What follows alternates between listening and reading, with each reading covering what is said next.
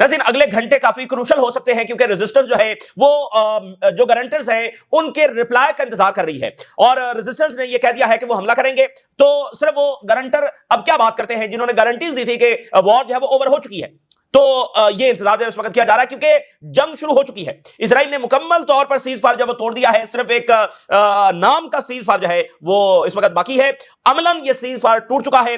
10 अक्टूबर से पहले वाली सूरत हाल हम देख रहे हैं, जिसमें मुसलसल बमिंग हो रही है, जिसमें जो है वो फलस्तीनी शहीद हो रहे हैं, जो जमीनी फौज इजराइल की गजा में मौजूद है वो हमले कर रही है, और जो लेबनान है वहां पर भी इजराइल की बॉम्बिंग इस वक्त हो रही है। तो सूरत हाल जो वो काफी ज्यादा खराब है, और साथ यमन की अनाउंसमेंट भी सामने आ गई है। यमन ने अनाउंस कर दिया है कि हम सूरत हाल को मॉनिटर कर रहे हैं और हम किसी भी वक्त जब अटैक कर सकते हैं। यानी जो रेजिस्टेंस है वो गारंटर्स का इंतजार कर रही है। अगर फलस्तीनी रेजिस्टेंस की जानब से ग्रीन लाइट आती है तो फिर अंसारुल्लाह की जानब से इजराइल पर जो हमले हैं वो दोबारा से शुरू किए जा सकते हैं। अरब्स और अमेरिका इनके आपस में इस वक्त जब राब्ते हो रहे हैं, क्योंकि अब देखें ना, एक बिट्रेल है, एक डिसेप्शन है, एक धोखा है। किसने किसको धोखा दिया है? अमेरिकन ने अरब्स को गारंटीज दी। अमेरिका ने कहा ना, ट्रंप ने कहा 5-7 मरतबा कहा कि मैंने अरब्स को जुबान दी है।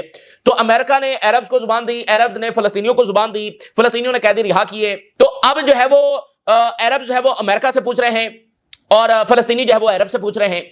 तो कौन किसको क्या मुंह दिखाएगा? यानी अगर इजराइल को लगाम नहीं डाली जाती तो फिर अमेरिका क्या जवाब देगा अरब्स को, और अरब्स क्या जवाब देंगे फलस्तीनियों को जाकर, जिनकी गारंटीज के ऊपर उन्होंने ये सारी चीजें वो एग्री की थी और इजरायली कैदियों को रिहा किया था। देखिए उस वक्त बड़े मुजाहरे दुनिया में जब उस वक्त हो रहे थे, तो एड भी उस तरह से अंदर जाने नहीं दी, बमबारी उसी तरह से हो रही है, और इजराइल जो है वो परमानेंट ऑक्यूपेशन की जब वो वहां पर कोशिश कर रहा है, और तमाम जो एग्रीमेंट है उसको एक्सप्लॉइट करने की जब कोशिश कर रहा है। और जो जुबान दी गई थी कि जो फलस्तीनी कैदी रिहा होंगे, वो भी जो टॉप लीडर्स हैं वो रिहा नहीं हो सके। तो इसलिए ये मामला जब डिसेप्शन होती है, जब बिट्रेयल होता है, तो उसके बाद वो और ज्यादा खौफनाक हो जाता है। तो इसलिए आज का दिन और कल का दिन ये बड़े इंपॉर्टेंट होंगे कि सूरत हाल जब वो किस तरफ जाती है।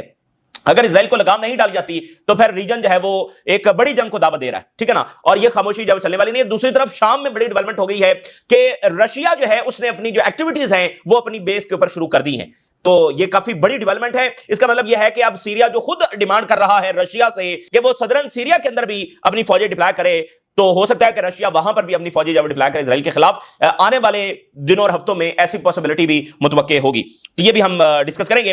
3 बड़ी खबरें इस वक्त मैं आपके साथ शेयर करता हूं। अमेरिका से जरा आगाज करते हैं। अमेरिका के अंदर नाज़रीन जो हिस्टोरिक ट्रांसफॉर्मेशन आ रही है वो गेम चेंजर है, और वो इजराइल और फलस्तीन के तनाज़े में आप कह लें कि फैसला कुन किरदार जो है वो अदा करेगी। इस वक्त जो अमेरिका के अंदर इजरायली इन्फ्लुएंस को चैलेंज किया जा रहा है, और जिस तरह से अमेरिकन के यहां अवेयरनेस आ रही है कि इजराइल कैसे उनको कंट्रोल कर रहा है, इजराइल की जंगें कैसे अमेरिका को नुकसान पहुंचा रही है, ये बड़ी गैर मामूली जो वो बात है।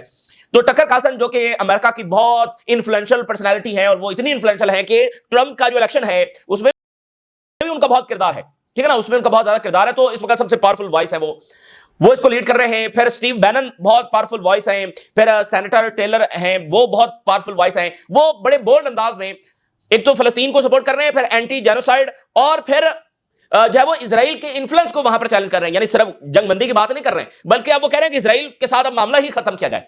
अच्छा, अब इस वक्त क्या हुआ है, एक नई डेवलपमेंट क्या हुई है।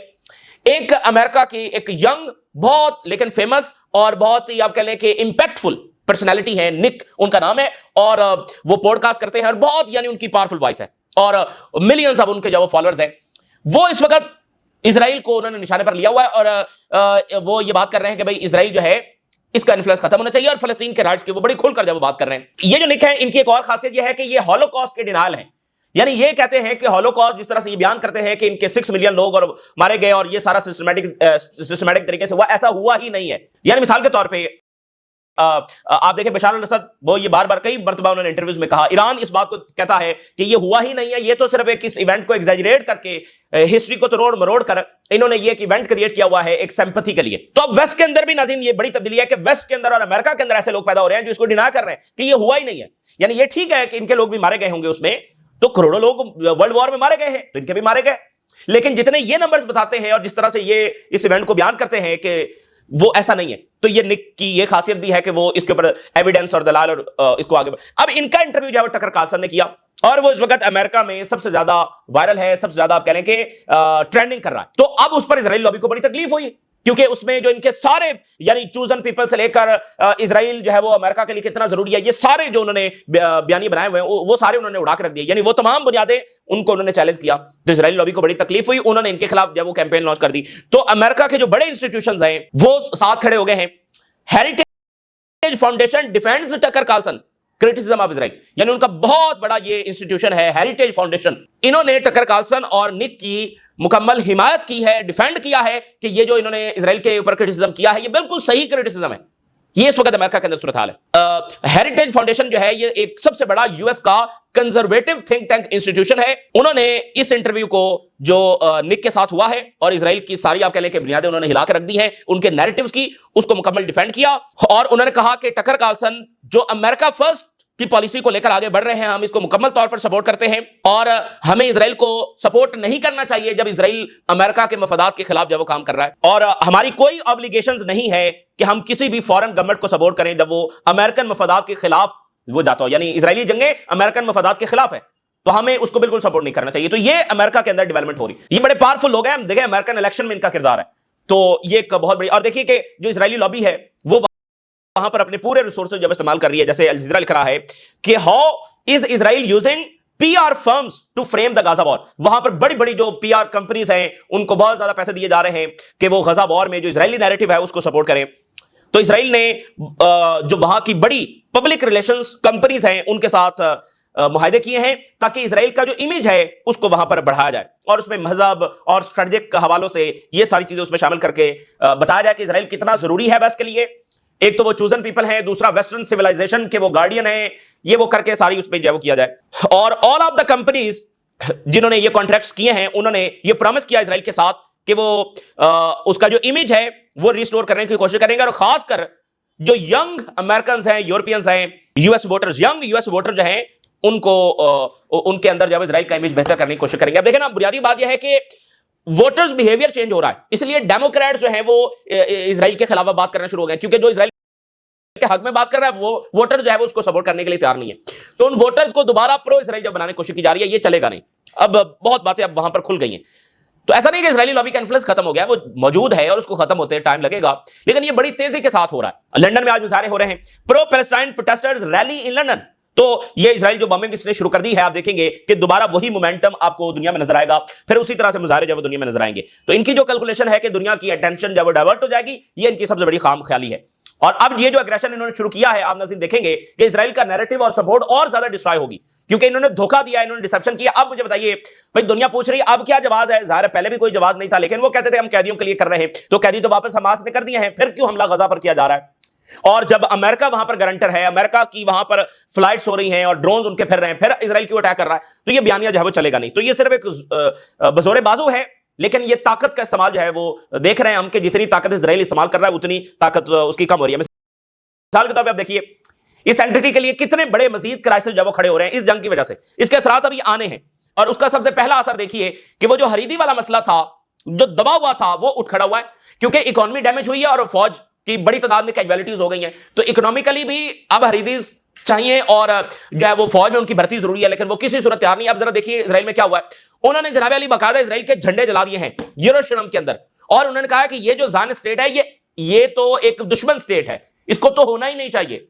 ये यानी बहुत बुरे तरीके से इजराइल एक्सपोज हुआ है, और ये नतीजा क्या है? ये जंग का फॉल आउट है कि जंग हुई और आपको हरीदी को भर्ती करना पड़ा, वगरना यह कि उनको भर्ती ना करना पड़ता और वो मामला वहीं दबा रह जाता। तो ये जंग का पहला फॉल आउट है।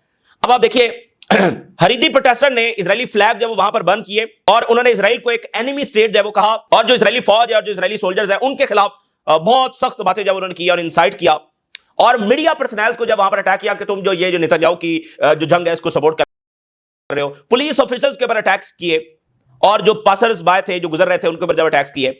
There was an anti Zionist demonstration, ठीक है ना, यानी यरूशलेम के अंदर एंटी ज़ायनिस्ट प्रोटेस्ट जब हुआ है। ऑर्थोडॉक्स शट डाउन यरूशलेम इन मैसिव रैली। तो वो ये कह रहे हैं कि हम फुल टाइम रिलीजियस स्टडी करना हमारे लिए उतना ही जरूरी है जितना इजराइल का सर्वाइवल जरूरी है। उन्होंने रोड्स बंद कर दिए, ट्रेन जब उन्होंने बंद की, शहर का एक बड़ा हिस्सा जब उन्होंने बंद कर दिया, और it is one of the biggest protest in Israel in the recent years, showing deep divide over faith. कितनी ज्यादा डिवीजन इजराइल के अंदर है। Haredi mass rally in Al Quds expose Zionist regime growing crisis. यानी इस rally ने, देखें इससे पहले मुजाहरे दूसरे हो रहे थे, तो अब तो यानी ये बिल्कुल एक अलग चीज है। पहले तो जंग खत्म करवाने के मुजाहरे हो रहे थे ना, तो अब वो नहीं हो रहे। अब ये बिल्कुल जो इजराइल का अंदर का एक फॉल्ट लाइन है वो अब खुलकर जब सामने, तो बहुत बुरे तरीके से इजराइल की ये रिजीम जब एक्सपोज हुई है, कि कैसे इसके अंदर क्राइसिस और इसकी जो फॉल्ट लाइंस हैं वो उनमें अब बड़े मसाइल पैदा हो रहे हैं। डीप पॉलिटिकल और social fracture revealing its growing desperation to sustain prolonged war in Gaza and Lebanon. देखिए अभी तो जिस रास्ते पर है नेतन्याहू, उसमें तो पता नहीं 2-4 साल और जंगें चलेंगी। अभी तो हमास नहीं खत्म हुई, हिजबुल्लाह मौजूद है, अंसारुल्लाह मौजूद है, ईरान के साथ जंग की तैयारी कर रहे हैं। अभी तो बड़ी लंबी जंगें चलेंगी। उसके बाद टर्की इनको घेर रहा है, फिर उसके साथ इनकी जंगें शुरू हो जाएंगी। तो क्या ये एंटिटी इस तरह से सर्वाइव कर सकती है? और जो वेस्ट के अंदर मैंने सबसे पहले आपको बताया कि वहां पर जो ट्रांसफॉर्मेशन आ रही है वो मुसलसल जंगों से वो कितनी तेज हो